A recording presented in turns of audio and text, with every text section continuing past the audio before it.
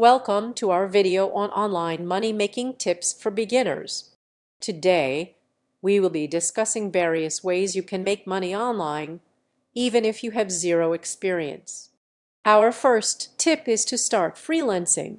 Freelancing is a great way to get started in the world of online money-making, as you can use your existing skills to start earning money.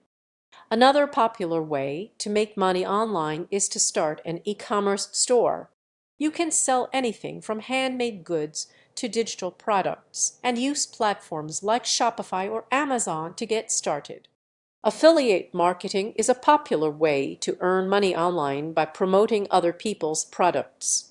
You earn a commission for every sale made through your unique affiliate link. Another easy way to earn money online is to complete online surveys. Many companies pay cash for your opinions on their products or services. We hope you found these online money-making tips for beginners helpful. Remember, it takes time and effort to build a successful online business, but with persistence and dedication, you can achieve your financial goals.